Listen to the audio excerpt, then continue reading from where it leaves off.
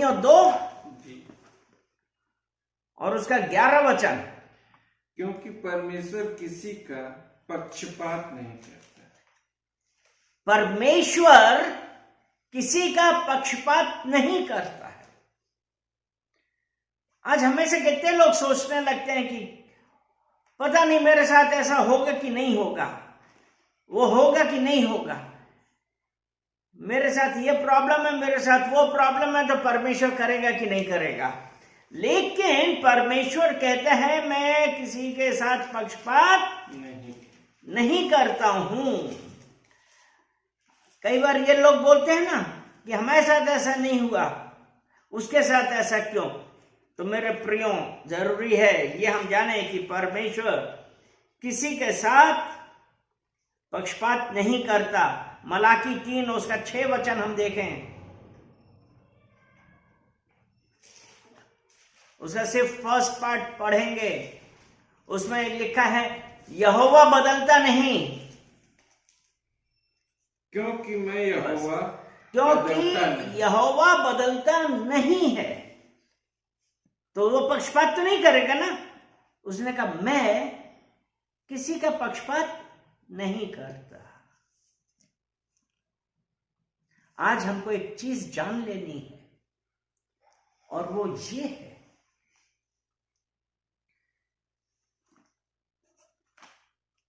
कि he is the same yesterday, today and forever more। यानी कि परमेश्वर कल, आज और युगानुयुग तक क्या है।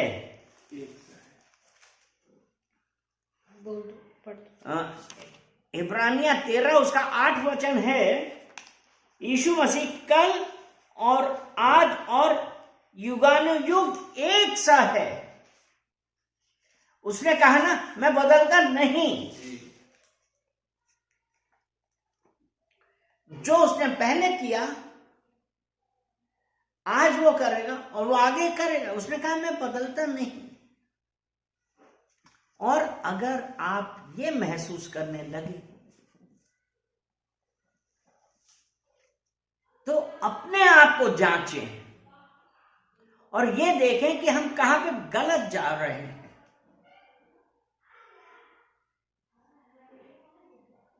आप लगाइए, सोचिए कहां गलत जा रहे हैं, क्योंकि परमेश्वर किसी पे दोष नहीं लगाता है। दोष लगाने वाला कौन है?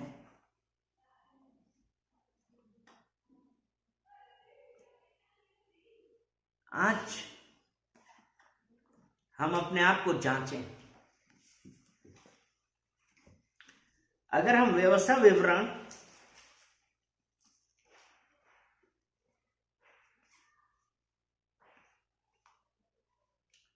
व्यवस्था विवरण 10 उसमें ये है ना, 10 और उसका 17 वचन। क्योंकि तुम्हारा परमेश्वर यहोवा हाँ। वही ईश्वरों का परमेश्वर, क्योंकि तुम्हारा परमेश्वर यहोवा वही ईश्वरों का परमेश्वर और प्रभुओं का प्रभु है, और प्रभुओं का प्रभु है। वह महान और पराक्रमी है, वो महान पराक्रमी और भय योग्य ईश्वर है, जो किसी का पक्ष नहीं करता, जो किसी का पक्ष नहीं करता, न घूस लेता। यहां पे उसने कहा कि वो ईश्वरों का परमेश्वर, प्रभुओं का प्रभु और महान पराक्रमी और भय योग्य ईश्वर है। वो प्रभुओं का प्रभु है। आप किस जगह देख रहे हैं? यीशु मसीह ने कहा कि सत्य, मार्ग और जीवन मैं हूं, मेरे अलावा कोई पिता के पास नहीं पहुंचता। आज क्या हम उस यीशु मसीह को स्वीकार कर रहे हैं? वो किसी का पक्ष नहीं लेता है। अगर आप ये सोच रहे हैं कि नहीं, उसने ऐसा किया या उसने वैसा किया, उसने ये अच्छे काम किए या उसने बहुत दान किया या उसने जाके लोगों के लिए भलाई के काम किए, नहीं, परमेश्वर किसी का पक्ष नहीं लेता। क्योंकि कितनी बार हम लोग ये सोचते हैं कि देखो वो तो इतना दान करता है, ये कर रहा है, वो कर रहा है, तो जरूर परमेश्वर उसके साथ है। कितनी बार हमने ये सोचा है। अगर फाइनेंशियल हमारे पास पैसे की कमी है या कोई भी प्रॉब्लम है तो हम क्या कहने लगे, हो सकता है कि परमेश्वर हमारी सुनता नहीं है।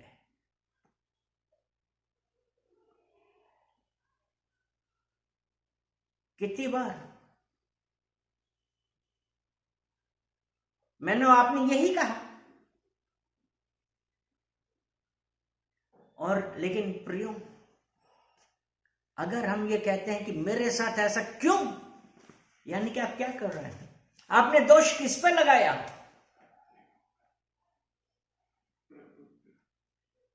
प्रभु पे। क्योंकि परमेश्वर का वचन तो क्या कहता है यिर्मयाह 29:11 में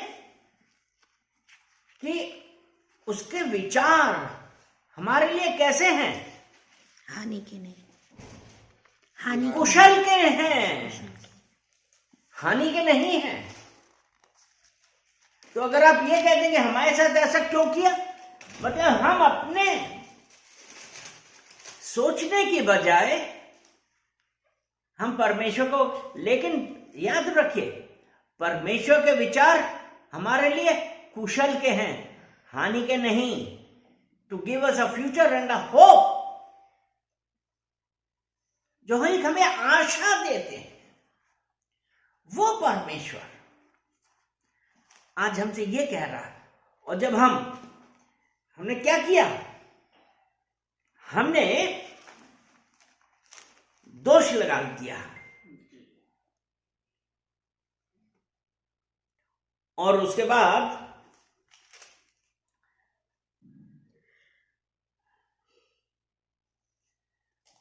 परमेश्वर के लिए कहने लगे, एजेकिएल 33 और उसका 20, 33, एजेकिएल 33 उसका 20, नहीं उसका 17 पढ़े हैं, 20 नहीं 17।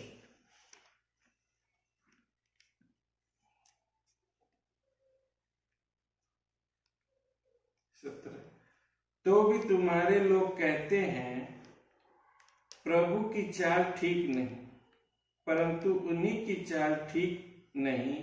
यानी कि हम क्या कहने लगे जी, कि प्रभु की चाल ठीक नहीं, जबकि हमारा खुद रहन सहन, हमारा बोलना वो ठीक नहीं है। और क्या कहा कि हमको फायदा नहीं हुआ तो परमेश्वर हमारे साथ नहीं है। कहने लगे प्रभु की चाल ठीक नहीं, परंतु उन्हीं की चाल ठीक नहीं। अपने आप को जांचिए, देखिए क्या है, कि ऐसा क्या हो रहा है जो हमारे साथ आज ये प्रॉब्लम है। परमेश्वर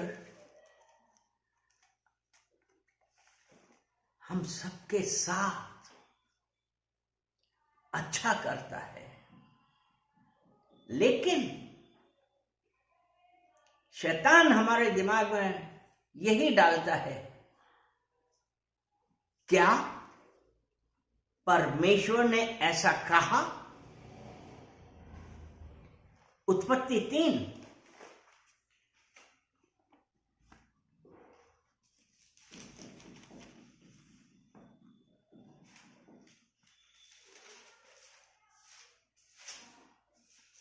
उसका 4 वचन।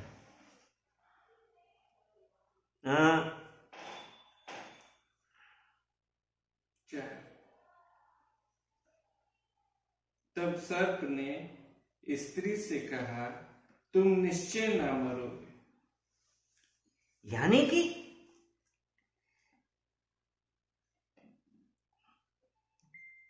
जब उस स्त्री ने बतलाया कि वाटिका के बीच के वृक्ष का फल ना खाना, क्योंकि यदि तुम उसको खाओगे तो ना छूना, नहीं तो मर जाओगे। और यहां पे सर्प ने स्त्री से क्या कहा? तुम निश्चय ना मरोगे। अर्थात यह आ गया, क्या परमेश्वर ने ऐसा कहा? यह आ गया कि क्या परमेश्वर ने ऐसा कहा?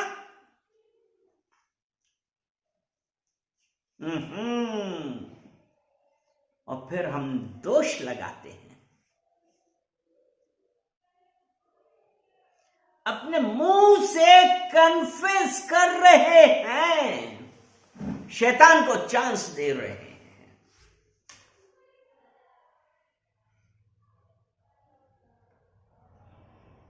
परमेश्वर हमारे लिए भला चाहता है, क्योंकि अगर रोमियो 8 और उसका 28 वचन हम देखें तो उसमें देखिए क्या लिखा है। रोमियो 8 और उसका 28 वचन।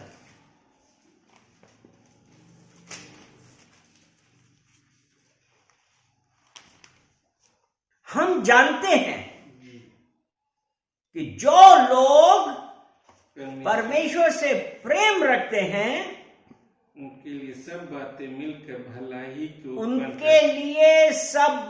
मिलकर भलाई उत्पन्न करती हैं। अर्थात उन्हीं के लिए, अर्थात उन्हीं के लिए जो उसकी इच्छा के अनुसार बुलाए हुए हैं, जो उसकी इच्छा के अनुसार बुलाए गए हैं। परमेश्वर का वचन है ना, जो परमेश्वर से प्रेम रखते हैं, परमेश्वर के वचनों पे चलते हैं, परमेश्वर की वाचाओं पे चलते हैं, और जो उन्होंने परमेश्वर को अपना सब कुछ माना है, तो परमेश्वर से प्रेम रखते हैं, उनके लिए सब बातें मिलकर भलाई उत्पन्न करती हैं। आज अगर हमारे जीवन में कुछ ऐसा हो गया जिसकी वजह से हमने कहा देखा ये हो गया, लेकिन नहीं प्रिय, जरूर कुछ ना कुछ परमेश्वर का प्लान था। कई बार ऐसी परिस्थितियां आती हैं क्योंकि जो परमेश्वर की इच्छा के अनुसार बुलाए गए हैं उनके लिए सब बातें मिलकर भलाई उत्पन्न करती है, और परिस्थितियां हमको परमेश्वर से दूर करने की कोशिश करती हैं। ऐसी परिस्थिति आई, हमने दोष लगाया, लेकिन याद रखिए रोमियो 8 का 28 कहता है सब बातें मिलकर भलाई उत्पन्न करती हैं। परमेश्वर जो हमारा हृदय जानता है और प्रत्येक को उसके अनुसार उसका फल देता है, क्योंकि हमने क्या किया? जब परमेश्वर से हम दूर हुए, चूंकि परमेश्वर ने हमको हमारी मां के गर्भ में आने से पहले चुना, उसे हमारे लिए एक प्लान रखा था, इसीलिए तो चुना। और परमेश्वर का वचन यह भी कहता है यशायाह 45 के 4 में कि यद्यपि तू मुझे नहीं जानता था, लेकिन मैंने तुम्हें चुना है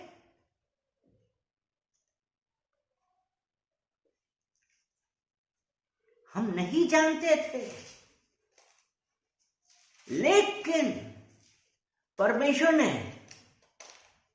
हमारे अस्तित्व से पहले ही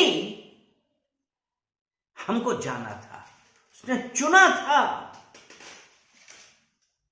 क्योंकि जब मां के गर्भ में आने से पहले मैंने तुम्हें चुना है।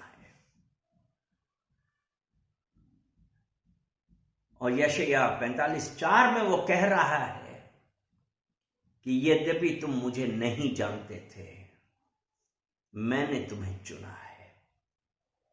वो परमेश्वर जिसका प्लान आपके लिए कुशल है, आप क्यों अपनी परिस्थितियों से घबरा रहे हैं? आप नहीं जानते थे, परमेश्वर ने आपको चुना है। यशायाह 51:51 उसका पहला वचन पढ़े।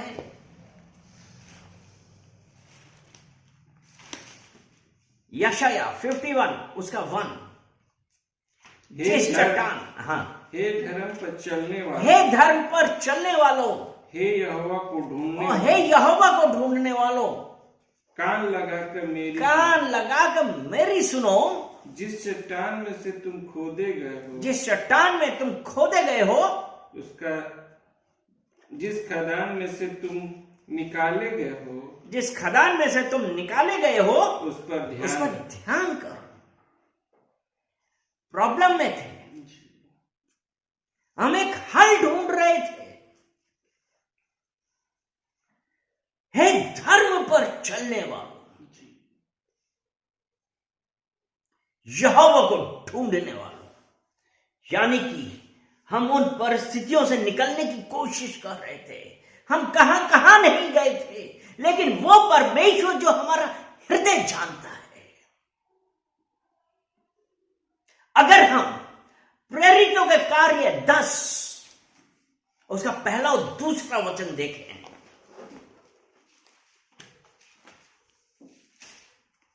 ओ रबा शेखेर जानता, धन्यवाद धन्यवाद धन्यवाद पिता परमेश्वर, हम आपका धन्यवाद करते हैं। ओ रबा शेखेर जानता, प्रेरितों के कार्य 10। कैसरिया में कुरनेलियस नाम का एक मनुष्य था, जो इतालियों का नामक सरदार का सूबेदार था। हाँ, वो इतालियों नामक पलटन का सूबेदार था। जी, वह भक्त था। हाँ, और अपने सारे घराने समेत परमेश्वर से डरता था। हाँ, और यहूदी लोगों को बहुत दान दिया और बराबर परमेश्वर से प्रार्थना करता था। बराबर वो नहीं जानता था। जी, हे धर्म पर चलने वालों, जी, यहां पर हम क्या देख रहे हैं? वो जो यीशु मसीह पर विश्वास नहीं करता था, यानी कि वो परमेश्वर जो हमारा हृदय देखता है, जिसने हमको हमारी मां के गर्भ में आने से पहले चुना है, वो आपने देखा कि पलटन का सूबेदार था, भक्त था, घराने समेत परमेश्वर से डरता था, यीशु मसीह नहीं। और यहूदी लोगों को बहुत दान देता था और प्रार्थना करता था। यहां पे हम क्या देख रहे हैं कि भक्ति में रिलीजियस था, अपने धर्म के अनुसार, अपने रिचुअल्स में वो भक्त था, दान देता था, दान,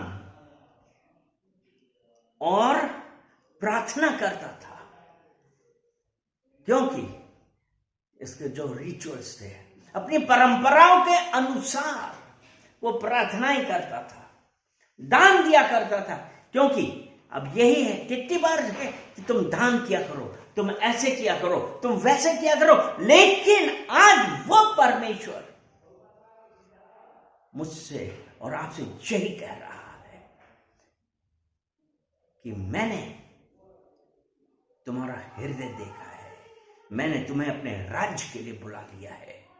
क्योंकि जब यहां पे है धर्म पर चलने वालों, यहोवा को ढूंढने वालों, जिस चट्टान से तुम खोदेंगे उस पर ध्यान लगाओ। आज वो परमेश्वर यहोवा जो बदलाव लाया है, जो इसने कुरनेलियस के ऊपर उसने क्या किया था, और उसने कहा कि जब उसको स्वप्न आया, उसको दर्शन आया, तो क्या देखा कि एक स्वर्गदूत ने उसे क्या कहा, हे कुरनेलियस, तेरी प्रार्थनाएं और तेरे दान स्मरण के लिए परमेश्वर के पास आए। दान, प्रार्थनाएं, वो परमेश्वर जो हमारा हृदय जानता है और जो उसकी इच्छा के अनुसार थे, उसने अपने आप को प्रकट किया है।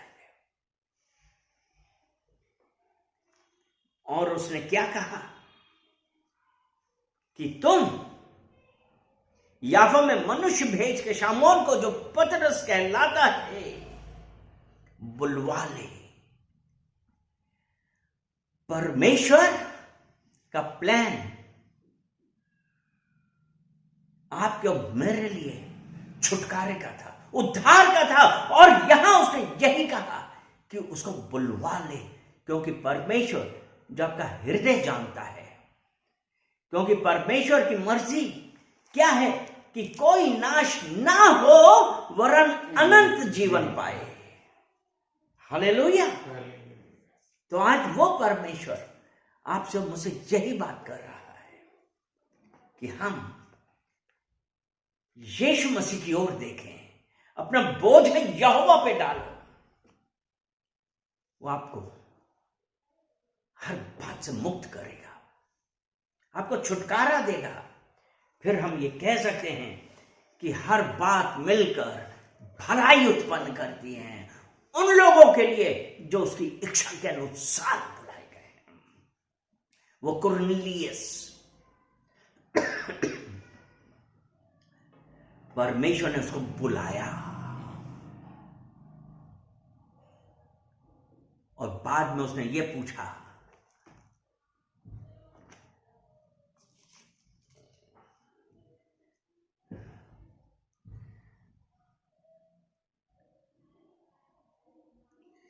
और उसने क्या किया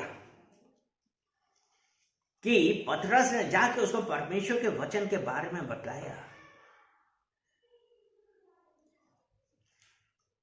तो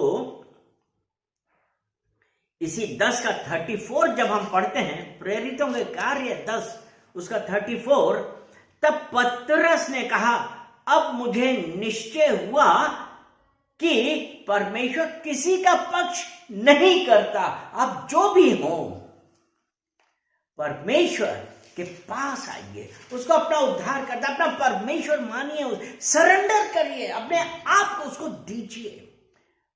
परमेश्वर किसी का पक्ष नहीं करता। आप कैसे भी क्यों ना हो, एक बार आप अपना हृदय परमेश्वर के लिए खोलिए और बोलिए, परमेश्वर यीशु मसीह, यीशु मसीह मेरे हृदय में आइए, मेरे हृदय में आइए, मेरे परमेश्वर, मेरे परमेश्वर, और मेरे उद्धार करता बन जाइए। मेरे उद्धार करता बन जाइए। मेरा नाम जीवन की पुस्तक में लिखिए, जीवन की पुस्तक में लिखिए, और और आपका उद्धार है। धन्यवाद। क्योंकि हिब्रानियों 11 उसका 6 वचन हम देखते हैं, और विश्वास बिना उसे प्रसन्न करना अनहोना है, क्योंकि परमेश्वर के पास आने वाले को विश्वास करना चाहिए कि वह है, और अपने खोजने वालों को प्रतिफल देता है। वो अपने खोजने वालों को प्रतिफल देता है। कुरनेलियस ने विश्वास किया। 8 के 28 में है कि सब बातें मिलकर भलाई उत्पन्न करती हैं। तो आइए आज हम एक बार फिर से कहें कि परमेश्वर, कि हम अपनी परिस्थितियों से घबरा गए थे, लेकिन मैं अपने आप को आपको समर्पित करता हूं Yes, Master. कि आप मुझे बदलने वाले हैं। कि आप मुझे बदलने वाले हैं। मैं अपना जीवन मैं अपना जीवन आपके हवाले करता हूँ। आपके हवाले करता आप हमारे परमेश्वर हैं। हूँ। आप हमारे आप परमेश्वर, मुझे रास्ता दिखाने वाले आप हैं। मुझे रास्ता दिखाने मैं वाले। धन्यवाद करता हूँ। मैं धन्यवाद करता मैं हूँ। धन्यवाद करता हूँ धन्यवाद करता हूँ कि आपने मुझे कि आपने स्वीकार किया है, स्वीकार किया है। क्योंकि क्योंकि रोमियो 10 उसका 13 वचन कहता है, क्योंकि जो कोई प्रभु का नाम लेगा वो उद्धार पाएगा। और आज जब हमने परमेश्वर का नाम लिया है, उसको स्वीकार किया है, हमारा उद्धार हुआ है। आमीन। हालेलुया। आमीन। हम परमेश्वर को धन्यवाद देते हैं इन वचनों के लिए, जिन वचनों के द्वारा आज परमेश्वर ने आपसे और मुझसे बातें करी है। सारा आदर महिमा हम आपको देते हैं, यीशु मसीह के नाम से। आमीन, आमीन, आमीन। हालेलुया।